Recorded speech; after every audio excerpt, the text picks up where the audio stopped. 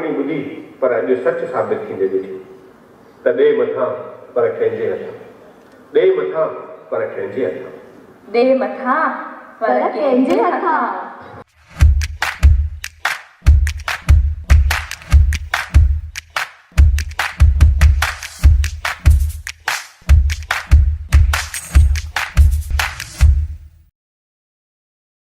Guys असां हाणे थोड़ो तकड़ में आयो, सॉरी मां हितां थी शुरू कयां। असां वञूं था उल्हासनगर कल्याण मां। दीपक वाटवाणी जो सिंधी ड्रामो आहे टाउन हॉल में, ॾे मथां पर कंहिंजे हथां। मां ना अधु संभड़ी आहियां पर मम्मी ऐं मां जाम तकड़ में आहियूं। हाणे असां निकिरूं था, बाक़ी तव्हांखे मां डिटेल्स पोइ ॿुधायांव थी, ठीकु आहे? मिलूं था।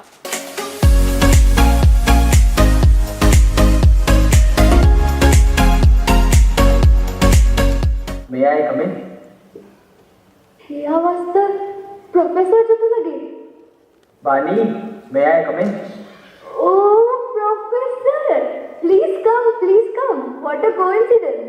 मुखे तो मुर्गे जी जरूरत हुई। मुर्गो? तू कुछ चयो बानी?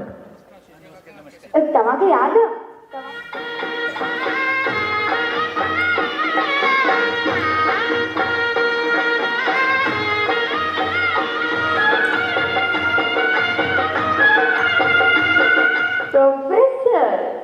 जय तैमल फिंगर ऑन लिप्स चपंदे आंगुर।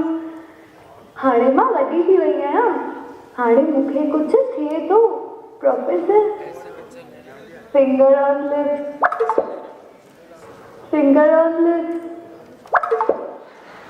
चुटकियूं बि वॼाईंदासीं, शादीअ जूं तयारियूं बि कंदासीं ऐं फाइनली शादी बि कंदासीं। त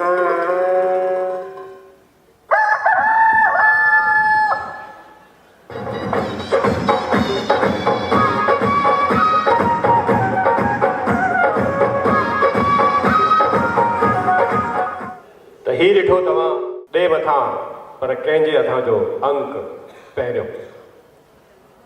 तव्हां सभिनी खे दीपक वाटवाणी जे बारे में त ख़बर ई आहे, पर असांजे उल्हासनगर जे हर हिकु ॿार खे बि दीपक वाटवाणीअ जे बारे में ख़बर आहे। सची विश्वास नथो अचे? पुछी थी ॿुधायां। निशिता आजा बेटा। हाँ, तू दीपक वाटवाणी खे सुञाणींदी आहीं? हाँ, दीपक वाटवाणी सर सिंधियत लाइ ऐं सिंधी रंगमंच लाइ जाम कुझु कयो आहे ऐं हुननि सिंधी यूथ ग्रुप जे हेड ट्रेनर ते 30 सालनि खां सिंधी प्रोग्राम ऑर्गेनाइज़ कंदा रहंदा आहिनि।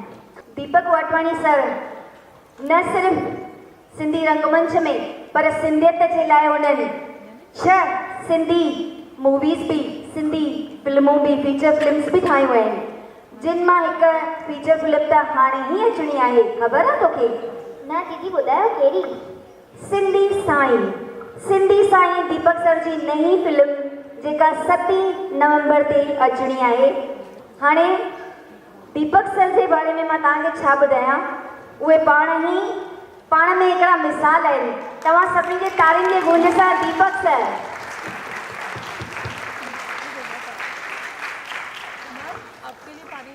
वर्कशॉप हलंदो आहे हर संडे ते। ॿार तयारु थियण जे लाइ चवंदा आहिनि। निशिता चई सर मूंखे एंकरिंग करणी आहे। मां चयोमांसि हाणे हौसलो त ॾियणो पवंदो ऐं तयारु बि हिकु ॾींहं में थींदव। अखरनि में थोरी घणी चुक करे छॾे, पर ॿारनि जो हौसलो बुलंद करणो आहे या चुक बि माफ़ करणी आहे। अॼु जो ही मांडाण, अॼु जो ही पेशकश VTV ऐं सिंधी यूथ ग्रुप जे कलाकारनि जो तव्हांजे ज़ोरदार ताड़ियुनि जे विच में संगीत जी धुन सां मां असांजे मुइज़िज़ महिमाननि खे मंच ते सॾु कंदुसि। असांजे विच में आहिनि महाराष्ट्र सिंधी साहित्य अकेडमी जा।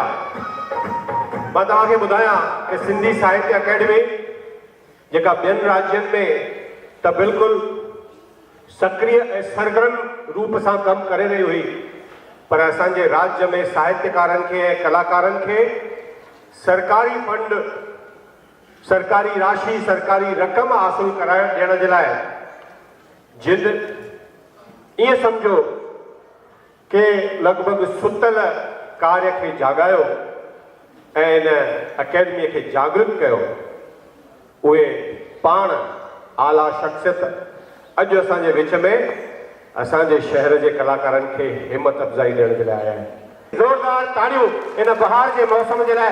गुरमुख जवानी असांजे विच में।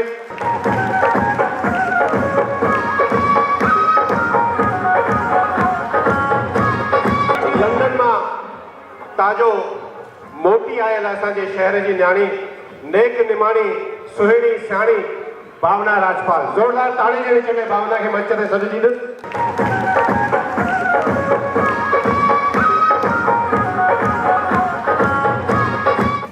अच्छा, हाणे असां बैक स्टेज आया आहियूं। पार्ट 1 सन्मान तो हले, पार्ट 2 चालू थियण वारो आहे। हे मेन हीरो आहे ऐं हे रोशनी मां कैरेक्टर। तव्हांजो नालो? हे प्रोफेसर जिन जी हाणे शादी थींदी न थींदी ख़बर न आहे। सस्पेंस मूंखे पार्ट 1 ॾाढो वणियो। अच्छा, तव्हां हे ड्रामो घणो वॾो आहे ऐं तव्हांजे रिहर्सल्स जे बारे में थोरो ॿुधायो। असांजी रिहर्सल्स सभिनी महिनत असांजी रिहर्सल्स एक्चुअली सभिनी जी महिनत आहे। सभु आहिनि त असां करे सघंदा आहियूं हिक ॿिए खे सपोर्ट करे। ऐं ही ड्रामा 2 कलाकनि जो आहे। ही ड्रामा 2 कलाकनि जो आहे। 1 कलाक थी वियो आहे, बाक़ी 1 कलाक आहे। ओके, त 2 पार्ट्स में आहे। जी। ओके, ऐं तव्हां हिन लाइ घणो दफ़ा रिहर्सल कयो आहे? घणा महीना, घणा ॾींहं? लॻभॻि every day. For how long? For 1 month. For 1 month. ऐं तव्हांखे वणियो आहे इहो ड्रामो? जाम। जाम इहो असां मस्तु। ऐं ड्रामा फर्स्ट असांजो टाइम बॉम्बे में करे आहियूं ऐं हाणे असां ते सेकंड टाइम करे रहिया आहियूं। बॉम्बे में किथे कयो आहे? रंगशाला उते कीअं रहियो रिस्पॉन्स? जबरदस्त ऐं पब्लिक डिमांड ई असां इहो असांजे सिटी उल्हासनगर में खणी आया आहियूं। मां अलाए घणनि सालनि खां पोइ थी सिंधी ड्रामो ॾिसां and I am so excited. Thank you इहो करण लाइ। See you after part 2. Hi. Hello, Jai Jhulelal. Jai Jhulelal. तव्हांजो नालो? सिमरन मंध्यान। प्रिया लालवानी। ऐं तव्हांजो छा रोल आहे ड्रामे में? मुंहिंजो बानीअ जो रोल आहे सर जी नंढी धीअ। मुंहिंजो रानीअ जो रोल आहे सर जी वॾी धीअ।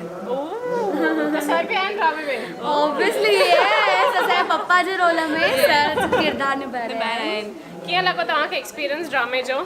असांजो त जाम Rehearsals जो? सुठो एक्सपीरियंस। असां जाम एक्साइटेड हुयासीं हिन ड्रामा लाइ। जाम टाइम खां असां हिन ड्रामा जी प्रैक्टिस करे रहिया हुयासीं ऐं फाइनली अॼु उहो ॾींहुं अची वियो आहे जंहिंमें असां जाम एक्साइटेड आहियूं। अञा पार्ट 2 त न बाक़ी आहे। बाक़ी अञा न। मूंखे पार्ट 1 ॾाढो वणियो। Are you nervous? कुछ not at because of sir. Because of confidence, right? Sir ही असांखे इज सो कॉन्फिडेंट। सर असांखे एतिरी मोटिवेशन ॾिनी आहे की बहुत असांजो जेको motivate नर्वसनेस आहे न उहो सफ़ा हटी वियो आहे। बिल्कुलु। Wow, fantastic. I can't wait for part 1। अचो हाणे पार्ट 1 था ॾिसूं। हे सभु क्रू अथव सिंधी ड्रामे जा। मां तव्हांखे पार्ट 2 लाइ ऑल द बेस्ट थी विश कयां ऐं पोइ मिलूं था। Okay, thank you. Jai Jhulelal.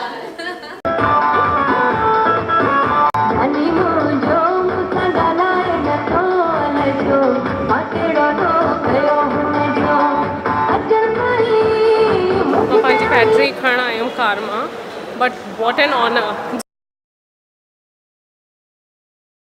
हिकु अर्ज़ु आहे, जेके सचुपचु सिंधी आहियो ऐं सिंधीअ खे प्यारु कंदा आहियो, पंहिंजी माउ खे प्यारु कंदा आहियो, त सिंधी नाटकनि खे, सिंधी फिल्मुनि खे, सीरियल खे, यूट्यूब जेके सिंधी प्रोग्रामनि खे ॾिसो ऐं हिमथायो। सिंधीअ में ॻाल्हायो। टिकट ख़रीद करे पिक्चर प्रोग्राम सभु ॾिसो।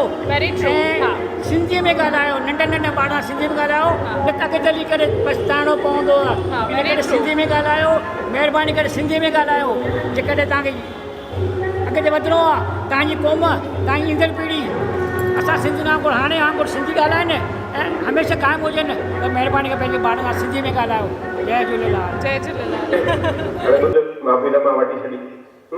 शब्द त ज़बान मां निकिरी विया, तीर त कमान मां निकिरी विया, वापसि अचिणो कोन्हे। मां तोखे उहो ई पंहिंजो लहरेदार सम्झो आहे। हिकिड़ो कमु कर, ॾेई छॾ तुंहिंजी 1000 ॿ 1000 मूंखे। जी हले, मुंहिंजे मथां जाम माण्हुनि जा खणंदा आहिनि, चिंता न कर। मूंखे हले हा ॾेई छॾ। 2000 मूंखे ॾेई छॾ।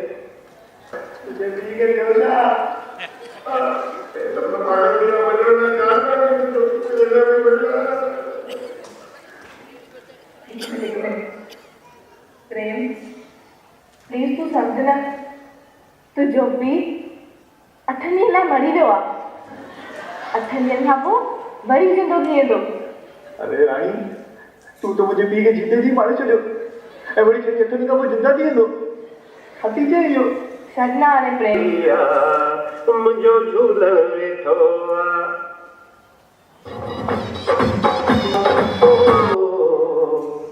जहिड़ी बणाईंदे कर्मन जी रेखा जहिड़ी बणाईंदे कर्मन जी रेखा ॼणा पवंदे तिर तिर जा लेखा ॼणा पवंदे तिर तिर जा लेखा ॼणा पवंदे तिर तिर जा लेखा ॼणा प्रोफेसर हे छा आहे इन जो पीउ मरी वियो आहे मुंहिंजी धीअ रानी ॿुधायो भई हिन जो पीउ मरी वियो आहे हिनखे जाम सदमो अची वियो आहे विश्वास बि थो करे हिन जो पीउ मरी वियो आहे वरी बि ॾिसो हाणे चए थो मुंहिंजो पीउ ढिकाए पियो आहे अरे मरी वियो आहे त ढिकाए वरी कीअं थियो अरे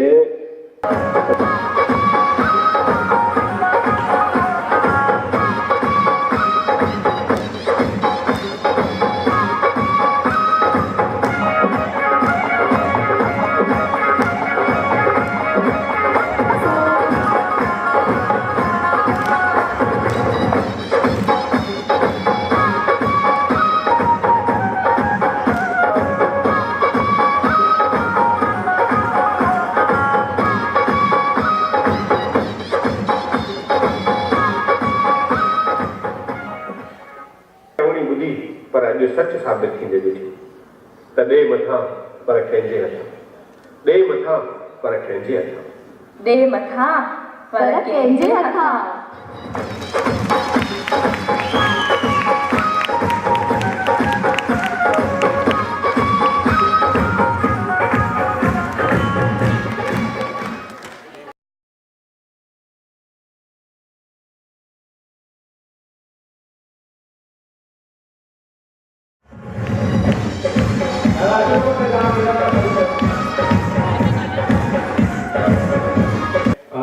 छाकाणि त फिल्मिंग चालू आहे त साउंड जे लाइ मां ॿुधाईंदुमि की नाटक अक्सर ईअं थींदो आहे की जिते 1000 सीट्स हुजनि 900 सीट्स हुजनि त जेकॾहिं लाइव माइक्स असां रखूं था त किथे त बि केॾी महिल कोई इशू थींदो आहे कंहिंजे कन ते आवाज़ु ईंदो आहे त ऑडियंस मां घणियूं ईंदियूं आहिनि की आवाज़ कोई केतिरो बि टेक्निकली कोशिशि करे पर इहे नंढियूं ॻाल्हियूं आवाज़ जूं किथे न किथे कंहिं किरदार खे कंसन में अची वेंदियूं तंहिं करे कोशिशि कईसीं कि असां टेक्निकली साउंड थी तव्हांजे साम्हूं अचूं ऐं रिकॉर्डेड बेस ते प्ले पेश कयोसीं त जीअं सभिनी खे हीउ नाटक आवाज़ जे रूप में चङी तरह सम्झ में पई अचे त हीउ टेक्निकल वॉइस रिकॉर्डेड आवाज़ तव्हां ॿुधो नाटक ॾे मथां पर कंहिंजे हथां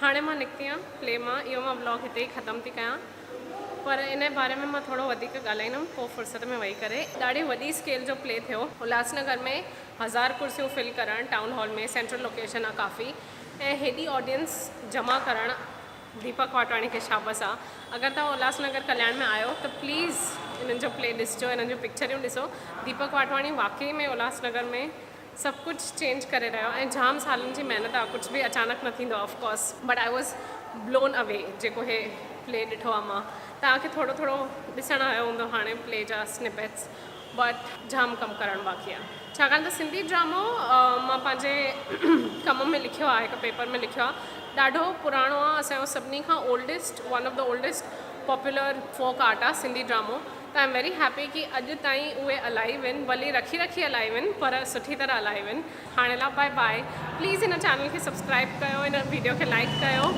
एंड